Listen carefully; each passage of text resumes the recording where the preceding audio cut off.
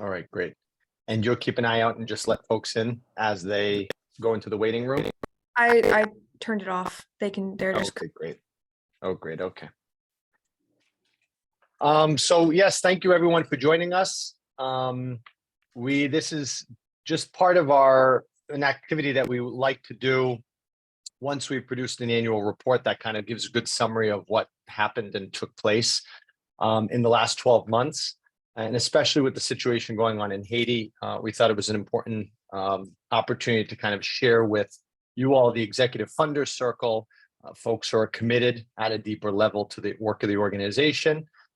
More background on kind of what's been going on, the impact that we've been having, challenges that we've been facing, and hearing it not only from me, but from my colleague Charlie, who's with us today, as well as our colleagues from Racine Développement, who are joining us from Haiti, Luino Robillard and Linda Paul. We also are joined by a handful of board members to the organization, and a few key stakeholders that are not formally Executive Funders Circle members, but who either individually or through the companies that they work for give to our work.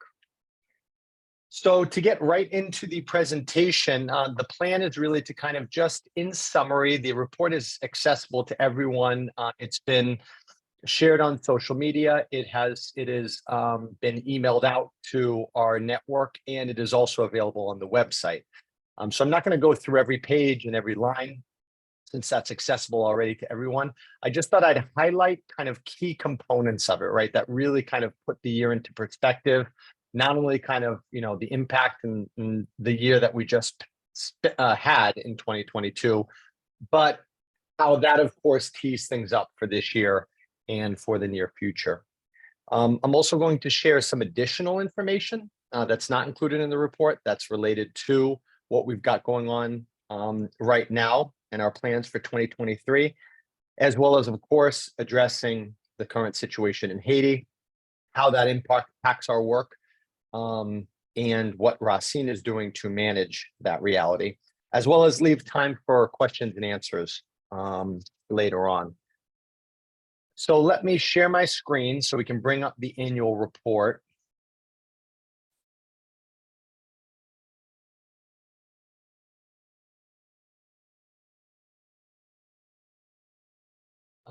Is it pretty visible? Can everyone see it on the screen? All right, great.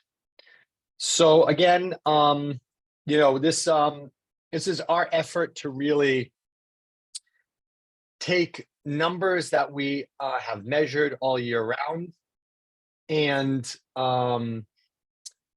the impacts, influence that we've had throughout the year, and put it together into one package so folks can really get a sense of what took place, what we're working on, and why. As most folks know, our mission is to support and promote a community-driven approach to development, an approach that is based on strengthening local capacity in order to improve quality of life in marginalized communities. The idea is to really, as the Movement for Community-Led Development calls it, shift the power within development, to really have development and quality of life being managed, led, and improved by communities themselves, as opposed to, say, international organizations, folks sitting in offices far away from these communities that just don't fundamentally understand perhaps the needs of community or the most effective ways at addressing those needs and in the most sustainable way possible as well. The 2022 in summary, I would say it was one of the most challenging years for anybody following, which is most folks following the situation in Haiti. It's a real crisis, and the situation is difficult on many levels.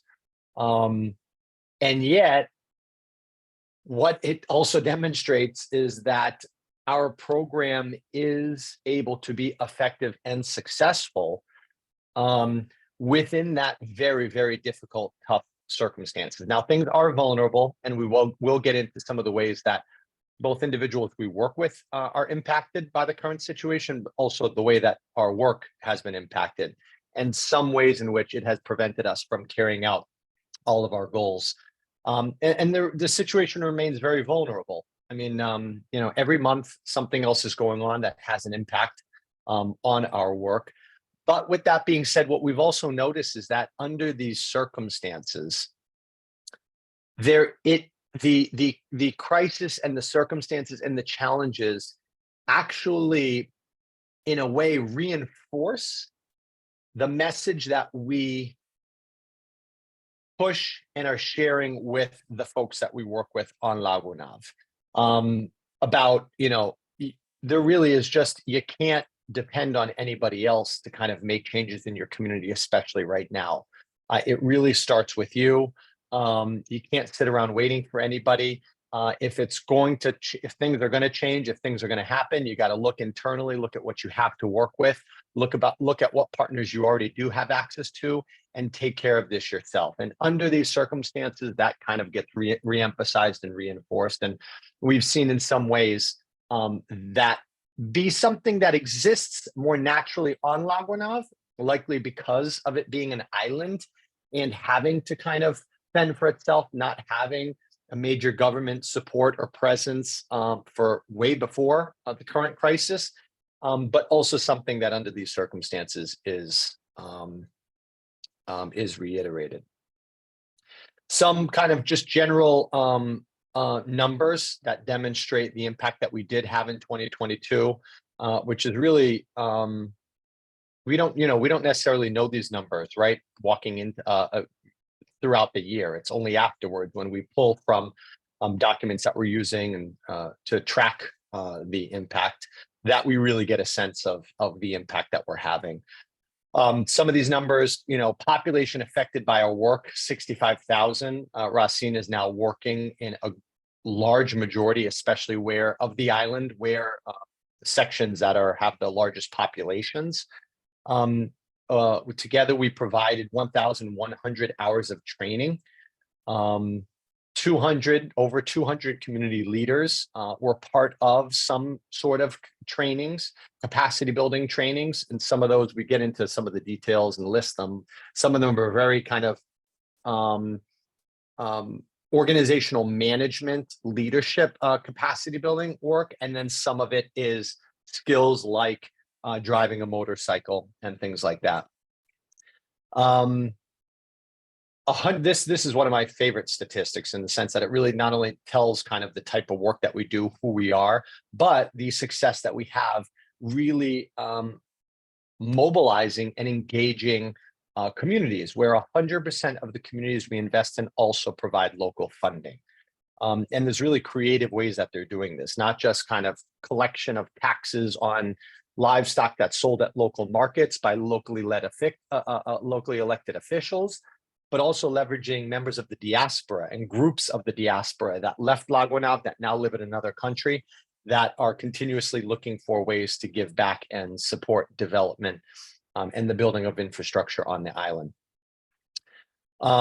Last year, we had 21 community-led projects that we supported, directly impacting about 5,500 residents directly in those diverse projects that we will mention a little bit later on. Again, I kind of talked about the circumstances in Haiti. One of the things that we evaluate, right, is the impact of our investment in Racine. Racine, and I told you two colleagues, Luino and Linda, on the call today, who lead Racine.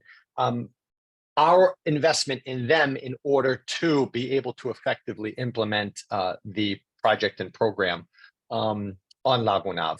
And so we evaluate what kind of ways have they grown and gotten stronger as an organization that we created about 5 years ago, and then handed that program that we otherwise were leading before that with our partners on the ground, community groups like APEDAG and Grand Sus, over to Racine to really strengthen and expand.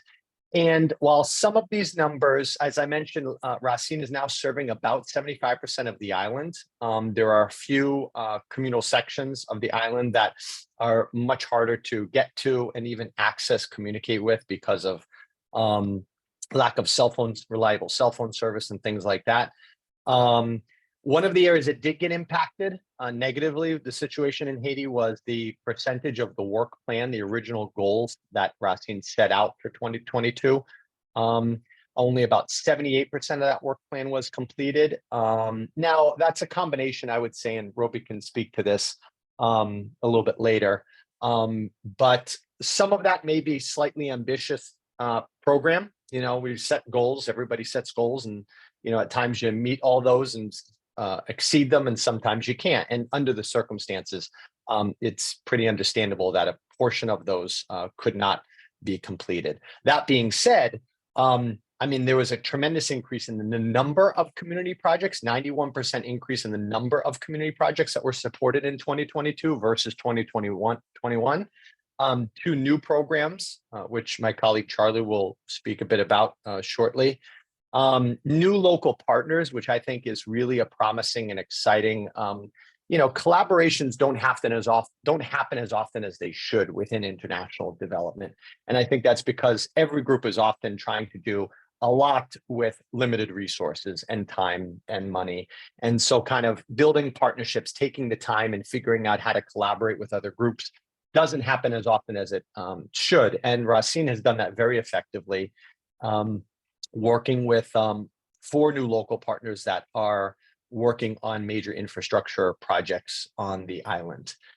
And then one of the most kind of 2 areas that we invested in directly in Racine to help when it identified kind of organizational internal needs to make its work better, more effective, and scale has been monitoring and evaluation system, where a lot of these numbers that we're getting now is from their tracking throughout the year on the impact that their programs are having, the number of people involved, so forth and so on, and communications, which communications is hugely important since we know that we can only impact and influence and engage with a certain number of people, but our message is important and can, if understood and you know, if it reaches and touches more people, they can adopt those same principles of kind of looking internally, figuring out what they have as community leaders, as members of the diaspora, in order to change the way that development is done and to get more done using what they have locally. And communication-wise, the increase has been tremendous. If you look at this bottom right corner here, you see some of the statistics, which is 122,000 people reached on social media, 900 new followers to Racine's Facebook page, visits to Racine's website up 150% compared to 2021. This is access to a tremendous amount of people that both, and most of that is in Creole. Most of those communications are in Creole. So it's targeting mostly individuals in Haiti or folks out of Haiti, folks who left La Gonave, who want to participate, who want to follow and influence these things in an informal way and an informal way. So that's been pretty exciting to see the growth of Racine year after year. And again, as we can see here in 2022. I now want to hand it over to my colleague, Charlie Estes. She leads our communications and strategic planning. And she works directly with Racine's communications person, Andy, and is regularly exchanging information about these projects and these programs. And so I thought it would be appropriate for her to highlight the projects that we outline in the next few pages, with, again, the opportunity for Linda and Roby later on to answer any questions about this, add detail to these projects. And then specifically, I've invited them to speak about what was learned about navigating the current crisis in Haiti last year that they are using this year in 2023. Cool. Thanks, Chad. So the first component sort of Racine's programming is this building up the capacities of La Gonave's leaders. So this happens on a few different fronts. So first, of course, there's the Volonté pour Changement, or the Agents of Change. This is a group of leaders from across the island. They represent, this year's group of 45 represent 8 of 11 of Lagonov's communal sections. They receive trainings throughout the year in different skills having to do with leadership and project management and sustainable development. And this year, in 2022, those covered social change, social entrepreneurship, partnership management, and community health. So through those trainings, those leaders are able to build up their skills and become better project managers so that they are better able to serve their communities and help develop their sections of the island. Of course, there's also local leaders. This is something that's very important. And so there are consultation meetings between local leaders and the Volonté pour Changement, keeping them updated on the different projects that are being worked on throughout the island. And then the local authorities themselves actually plan projects, and they had 4 this year, and that was 23 local authorities that participated in these 4 projects throughout the island, and we'll cover that more later in the report. And then there's also this women-specific leadership programming. This came out of the 2021 women's programming, where about 25, I believe, women leaders were identified throughout the island and brought together to sort of brainstorm ways that Racine could specifically help and build up the capacities of female leadership on the island. And so those 25 women have now turned into 156 women who have participated in women's specific leadership workshops on rights and empowerment. And there were seven different workshops in 2022, which covered over 30 hours of training. One of the new projects, nope, sorry, go back, sorry. Not yet. One of the new projects that was started in 2022 was the island-wide communal forum that Racine put together. There's going to be another one or 2, I believe, this year. But last year it was about Lagonov's first communal development plan, which was formalized in 2021 by the island. And then this last year in 2022, Racine held a 3-day workshop, which brought together all of these people, the Volonté pour Changement, local leaders, other leaders from across the island, to really talk about how everyone could play a part in bringing about the goals of the communal development plan. So these are 4 projects that Racine helps to manage that help bring in new and different people to the Racine family on Lagonov, and really expand the network of people who are involved in the programming. So first, there's the motorcycle classes for young women. This last year, there were 3 of those courses training 48 women. This was another project that came out of that original group of women back in 2021. This is something that came out of that conversation that could really help women on Lagonov become more empowered and also increase their access to economic opportunity and transportation, of course. And these are super successful. Something like 96% of participants say that they had their self-esteem boosted, and then 75% said that they use a motorcycle at least once a month. Then we have the Reagi sessions, which are community dialogues that are led by local experts on topics that are important to the community. And there were 4 of those in 2022. This is a project that started in 2021 and has continued because it's been so successful and so great. So those trainings were on the importance for sexual education for teachers, how culture and cultural trends can play a role in development, how to choose a career, all like super important topics that bring together more and more people outside of the network. Then the other new project from this year is Encadre, which is the first youth-oriented program that Racine has had. That was for 20 adolescents. It ran throughout the summer, in the summer break between school sessions. And it was about bringing in the youth, giving them a place to go during the summer, and then also teaching them civic responsibility and social entrepreneurship, while also teaching them like artisan skills and crafts, things where they can express themselves and also perhaps learn to, sell these objects for money or however they want to use them. The last one here is Passé-Mayette.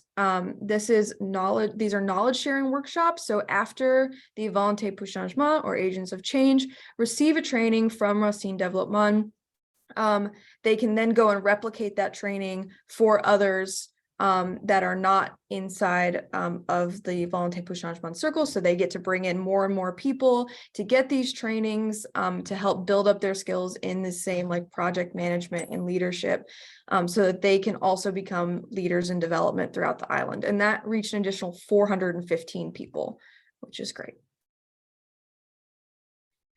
And then the last element of this programming piece are these community impact projects. So overall, there were 21 initiatives that Racine supported throughout the island. 13 of them were those projects that the Volonté pour Changement initiate through their training, and together they work on developing these projects, coming up with identifying problems, coming up with solutions, and they receive small grants to make them happen. And then there were 4 by local authorities and 4 by community partners. And as you can see, they reached all across the island, and they're super diverse in nature, everything from goat breeding to the construction of a wharf to replanting mangrove forests to installing solar street lamps. So I really encourage you to take a closer look at this map when you get the chance, because it is really, really amazing to see all of the ways that Racine is having an impact on the island.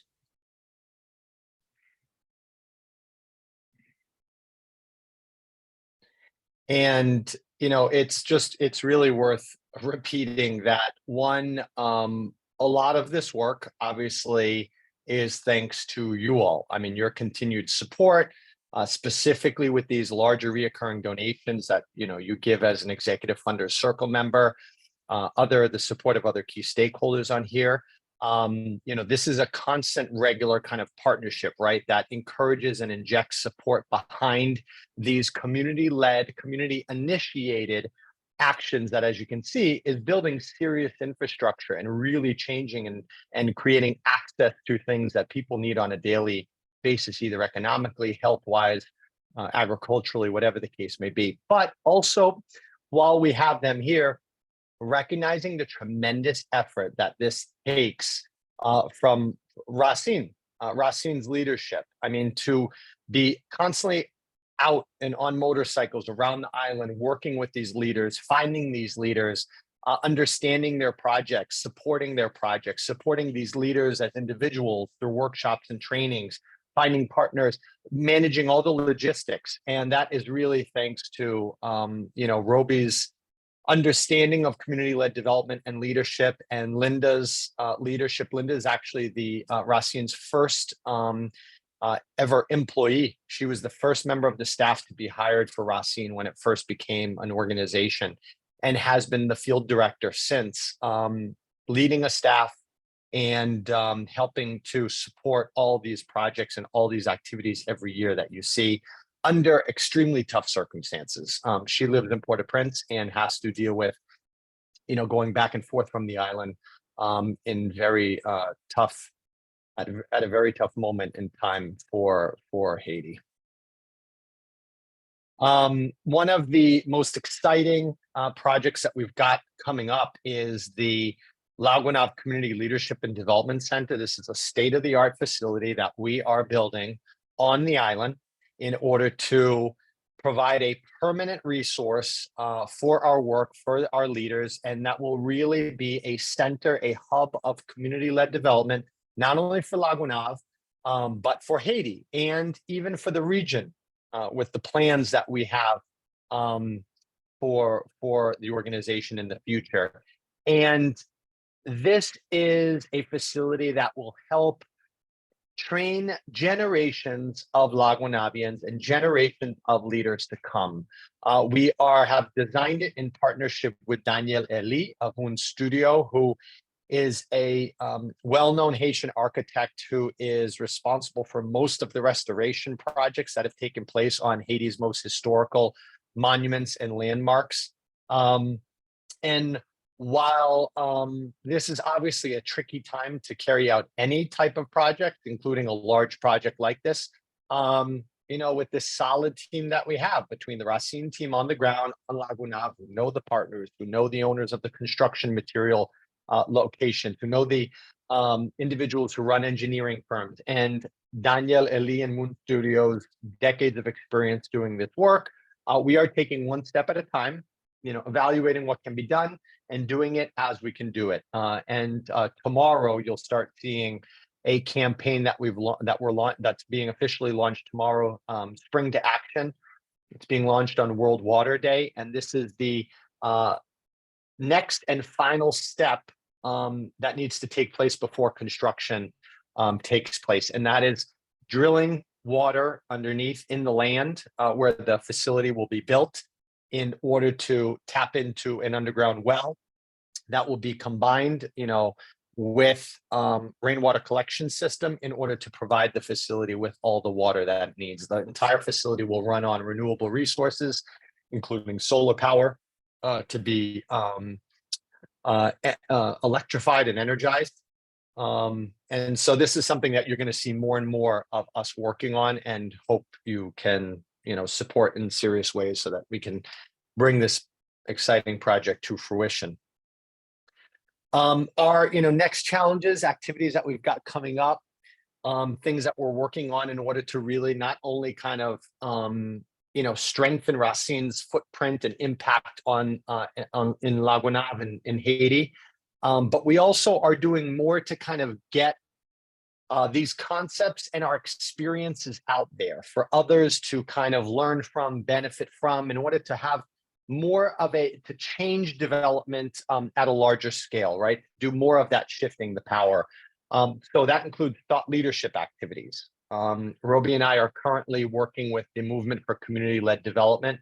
We were invited to write a chapter of a book that they've brought many of us together to write together from all different parts of the world, talking about community-led development and kind of how to do it, best practices, experiences that we've learned, mistakes that we've made, tools that can be used by others in order to really make development more sustainable and more just. We are documenting our history, these 15 years of our experiences and activities, in order to really, again, pull out the key takeaways from that work, the most important decisions that we made throughout that process that had the greatest impact, most sustainable impact, some of the mistakes that were made along the way in order to help others understand those, in order for us to, as we grow and scale, to not make them again. From a fundraising and management standpoint, as you'll see in the next page of our finances, we continue to grow. Our budget still remains, limited and humble, and something that we continuously are working on expanding. That being said, last year we saw a 5% increase in income, and over the past 3 years, 2019 to 2022, we saw an increase of around 68%.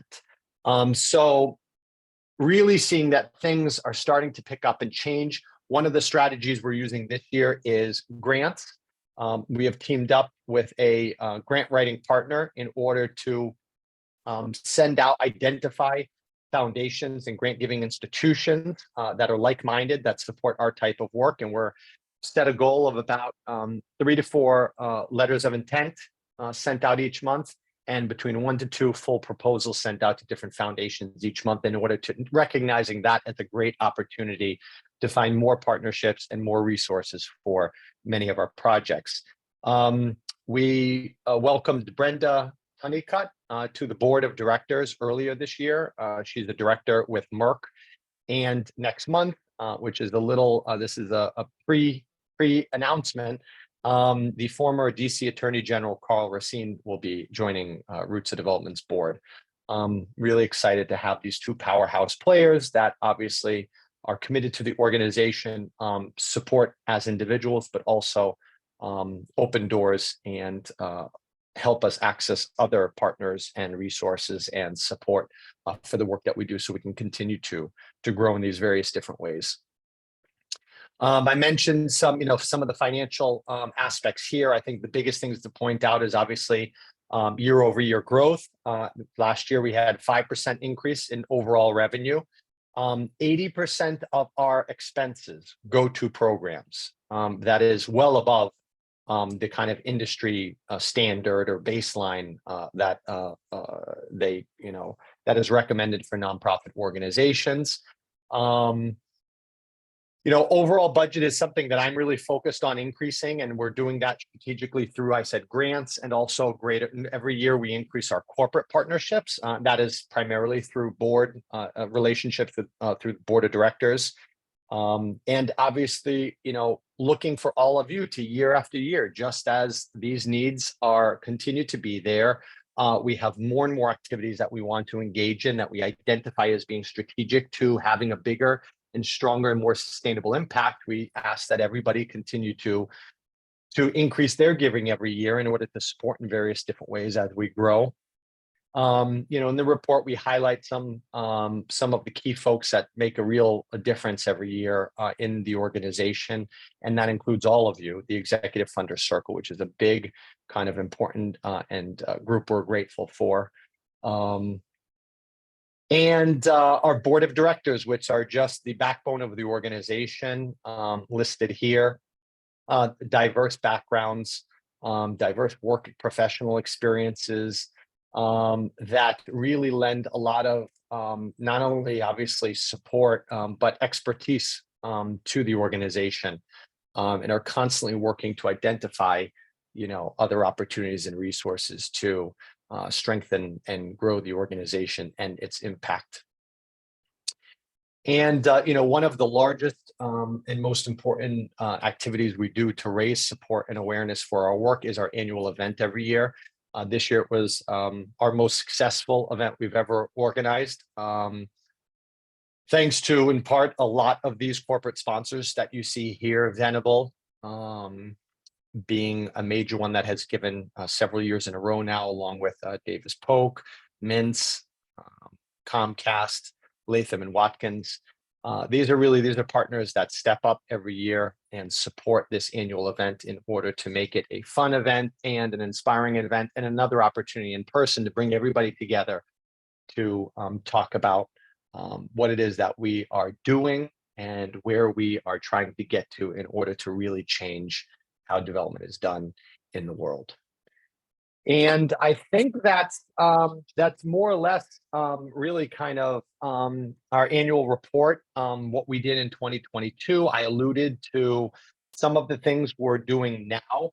I'd like to ask Roby, maybe Linda perhaps, and Roby, if you could help translate, to speak, to share perhaps, one or two of the areas that you all are most inspired by, excited about, that was done in 2022 or that is being done in 2023. And if you really would talk to kind of, many folks are constantly asking, how does the current situation in Haiti, how is it impacting the work that Racine is carrying out on La Gonave? What was learned last year, and how are you all kind of managing that this year? Sure. Thank you, Chad. Thank you, Charlie. Hi, everyone. I'm Louis Nowobiot. I am the project program director for Racine Development. As you all know, because you've been supporting this work for a very long time, Racine Development is based in La Gonave, Haiti, the island. So I am here with my colleague, Linda Paul. So I'm so happy, and thank you, Chad and Charlie. It's so good to to sit and see you guys present present the work that we did together last year. And it's really, by listening to you, it's really make an impact in us, because sometimes when you are on the ground, you are working, sometimes you really don't really take time to appreciate what you're doing. But when you listen to someone else to explain it, you see, oh, this is very huge. Yes, as we said last year, not even last year, it's been like for the last 2 years, Haiti is very, very challenging. All the political situation and security and kidnapping all over, let's say, mostly in Port-au-Prince area, mostly. But some departments get affected by, for instance, the Latibonite area. And Lagonav. Lagonav is an island, has a lot of dependency on Port-au-Prince. And I think it was really great to have Racine there, because what we do is really take this very bad situation that we are crossing right now as an opportunity to really empower the Gonavian to be the less dependent on the what they call the mainland, the Port-au-Prince area, because Laguna has been we are suffering by what's happening in the rest of the country.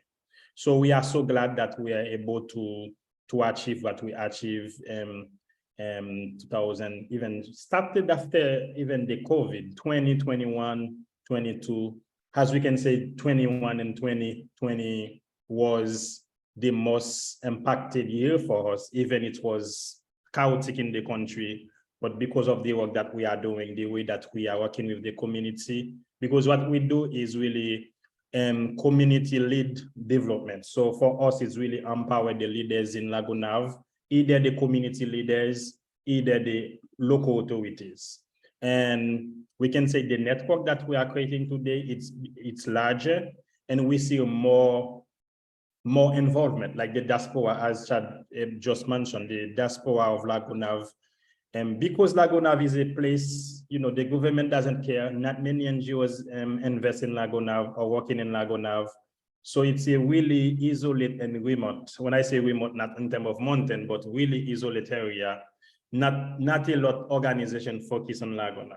I think this make the diaspora and the organization like Racine Development being more grounded, because the population, they understand our importance. If we can be there with them, so they understand it. So the numbers is going high every year, even all the circumstances of the country. So this year, actually, we started really well. Right now, I'm in Port-au-Prince and with my colleagues Linda and Andy, because tomorrow we are flying to Lagonav. I say flying, and we are in Port-au-Prince. It's supposed to be like, take a car for 40 minutes, drive in a beautiful road by the ocean to get a boat to get to Lagonav. But for about more than 12 months, we can't do that. Because gang control all the north parts, the south also. But for us, it was north because we took the north to go to the main port to go to Lagonav. So it's been more than 12 months since we couldn't do that. So we actually take a small plane, airplane. It's like 15, 20-minute flight from Port-au-Prince to Lagonav, which is crazy because you can do it easily on the sea, on the ground, but you couldn't. So tomorrow, my colleagues, we are flying to Lagonav, going to meet our exciting team in Lagonav. So you might ask question why it's so difficult to get there, and some of our staff based in Port-au-Prince. But let me tell you, the majority of us based in Lagonav. And one thing that we are learning is actually it's part of the community development approach. So the community has to have let's say the will. They have to have like the volant, as we say in Creole, of their own destiny. And that's really pushed us to really build a very strong team on the island of Lagonav, because we know what can happen anytime. We might not find any flight, we might not can take a car, but if we have very strong staff in the island, the work will continue. So tomorrow we are able, actually, thank you, Chad, because we will fight a lot with the small helping company, because they're going to start working in April, and we have to play like the blanc and the Haitian. We don't understand. We're trying to do good, and then Chad played very well, and then we are able to get the flight last week, and tomorrow we go in there. So I hear about the question that you asked, Chad. You wanted Linda to answer. Linda, chat dit pour année qui sont passées, qui dans tout projet nous fait, qui projet que nous te ouais comme si que nous plus fiers, nous plus fiers que nous fait, nous sentir qui est vraiment important dans le travail que nous a fait, dans tout projet que nous fait, qui était comme si qui était plus challenge, qui était plus un défi pour nous, mais nous réussir faire et nous très contents de lui. Et puis m'a traduit. D'accord. Bonsoir tout le monde. Hi everyone. OK. Nous, disons par rapport avec tout ça, au Bissonnette, nous sommes assez fiers des réussites pour l'année 2022. Mais nous avons quelques projets qui marquent nous par rapport avec l'impact que nous sommes capables de créer à l'avenir. So even all the problems exist in Haiti, in 2022, we were so proud of what we were able to achieve. And some of them, they were like very, very solid projects. Par rapport avec son projet que nous gagnons, programme que nous gagnons, nous sommes capables de gagner un projet encadré, qui c'est un projet qui pas gagné une grande quantité de monde, qui, disons, un petit monde qui bénéficie, mais qui a un gros impact à l'avenir. Si nous prenons le contexte actuel là par rapport à un pays en bralier, c'est une préparation que nous avons fait pour demain, ça qui a arrivé dans tout le pays, il n'est pas arrivé là. So Linda said one of the projects that we knew that we did and was so important, it's the one with the smallest number, which is Encadré. Encadré is the project that we did to work with the young people in Lagonav. So they were about 20. So we projected to have 30, but we worked with 20. And for her, it was really a very good project because these are the new generation that we are trying to get involved in their own work in Laguna. Et si nous voulons ajouter quelques autres projets que nous sommes capables de gagner fierté nous là-dedans, c'est Femme Jam. Femme Jam qui gagne là-dedans, Femme qui conduit qui gagne là-dedans, et formation pour femmes et accompagnement, ça qui est capable de permettre que femmes yo fassent plus fort et impliquer au plus, pas seulement dans la vie famille, mais dans la vie communautaire. And the other project was the Femme Jam, the Women Empowerment Project. And that I will add this part. And as you know, Haiti or many pay in the chairman, the third country in the world, they are very masculine, like the men driving everything, the men control everything.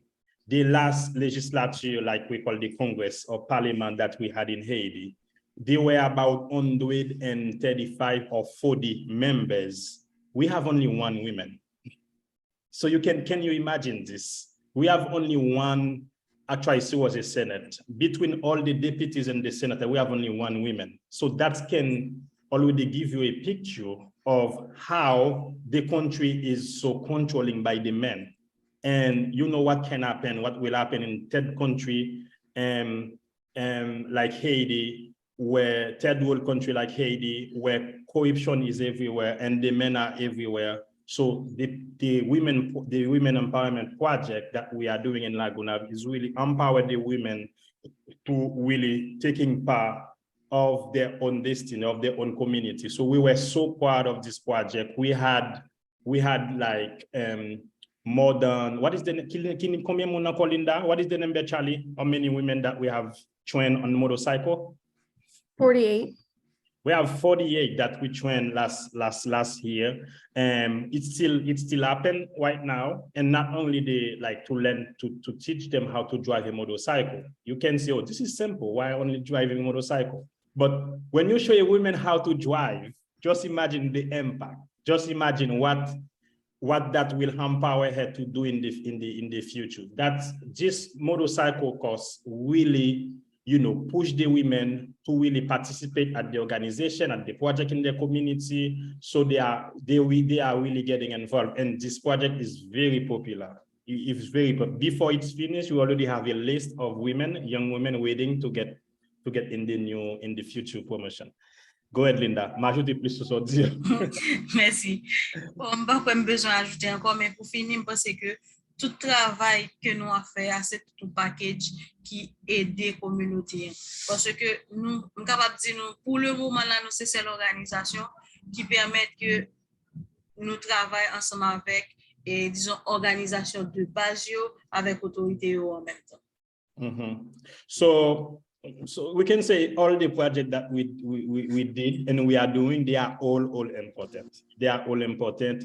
The local authority that we are working with, the volunteer pour changement, the volunteer for change that we have in the island, that we have long-term training, long-term accompaniment for them. Everything is really very, very important. So yeah, that was for Linda. And then what I can say to give the microphone back to Chad is when you are thinking of Haiti is a country, you know, you can, if you see it, if you only listen to the news, it's like a country is dying. The country is dying. Yesterday, Chad called me to say, how is Port-au-Prince? How is everything? I say, man, the country is dying, man.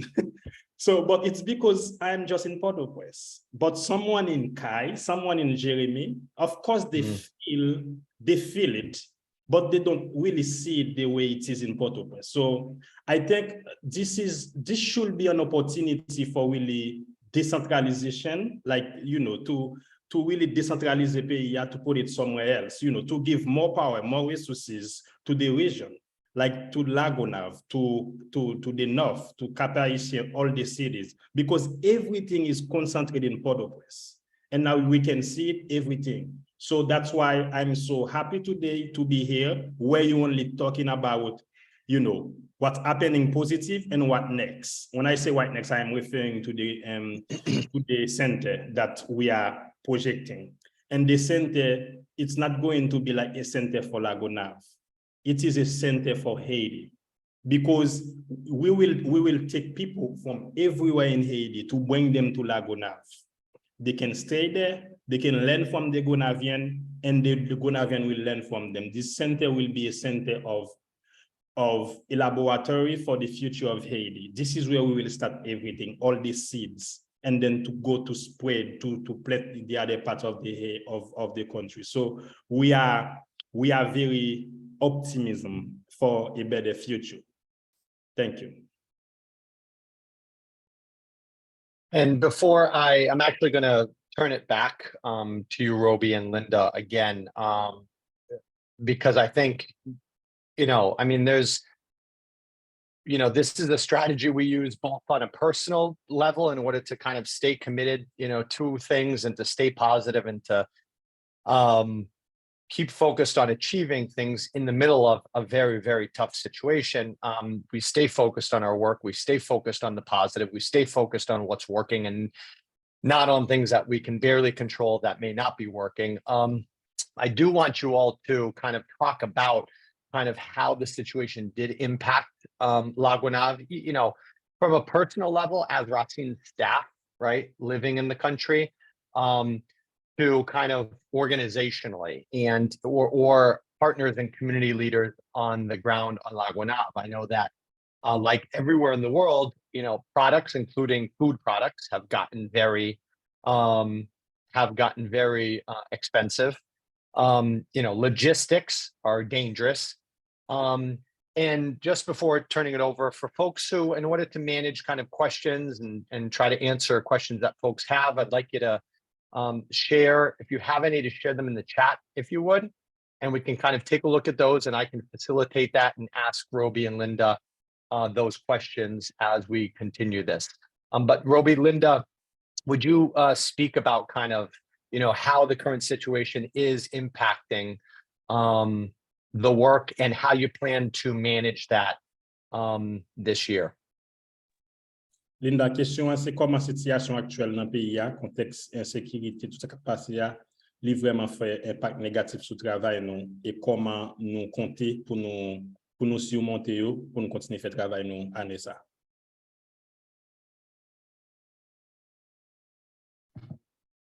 m'a fait un résumé et puis au moins moi faire l'explication contexte là.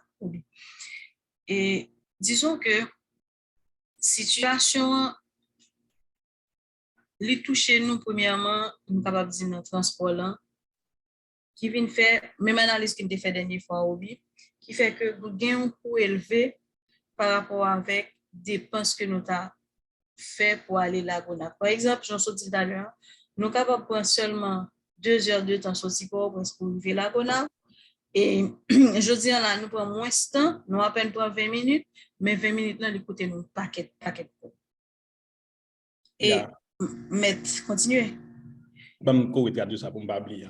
So Linda said that yeah, there is really bad impact, and the situation really causes bad impact on our work in Laguna. Let's talk about the transportation, for instance.